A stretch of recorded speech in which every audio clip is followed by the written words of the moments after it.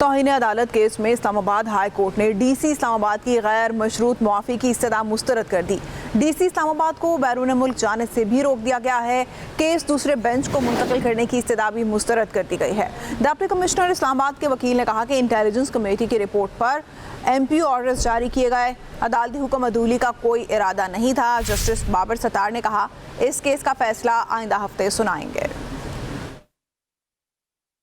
Deputy commissioner SSP operations اور دیگر کے خلاف توہین عدالت کیس کی سماعت اسلام آباد ہائی کورٹ میں ہوئی۔ جسٹس بابر ستار نے DC سے استفسار کیا، مسٹر میمن، کیا آپ کو عدالت کا آرڈر معلوم نہیں تھا؟ 970 دنوں کے 69 MPO آرڈر آپ نے جاری کیے، کیا ان لوگوں کے ماں باپ نہیں تھے؟ انہوں نے عمرے پہ نہیں جانا تھا؟ کہا غلطی سے لگا کہ آپ سمجھ گئے ہوں گے، یہ کیس صرف آپ کے کنڈکٹ کی وجہ سے اب تک چل رہا ہے۔ ڈپٹی کمشنر اسلام آباد کے وکیل نے کیس دوسرے بینچ کو منتقل کرنے کی استدعا کی۔ جسٹس بابر ستار نے استدعا مسترد کر دی، کہا اس کو ڈراماٹائز کرنے کی ضرورت نہیں، دلائل دیں۔ وکیل نے کہا 9 مئی کے بعد غیر معمولی صورتحال تھی۔ انٹیلیجنس کمیٹی نے اسلام آباد میں حکومتی عمارتوں پر حملوں کا خدشہ ظاہر کیا تھا۔ کہا انسانی غلطی کی ہر وقت گنجائش رہتی ہے، عدالتی حکم عدولی کا کوئی ارادہ نہیں تھا۔ DC اسلام آباد نے کہا میں کسی سماعت میں غیر حاضر نہیں ہوا، خود کو عدالت کے رحم و کرم پر چھوڑتا ہوں۔ عدالت نے DC اسلام آباد کی غیر مشروط معافی کی استدعا مسترد کر دی۔ SSP جمیل ظفر نے بھی عدالت سے غیر مشروط معافی مانگ لی۔ عدالت نے DC اسلام آباد کو بیرون ملک جانے سے روک دیا، کہا اس کیس پر آئندہ ہفتے ججمنٹ دوں گا۔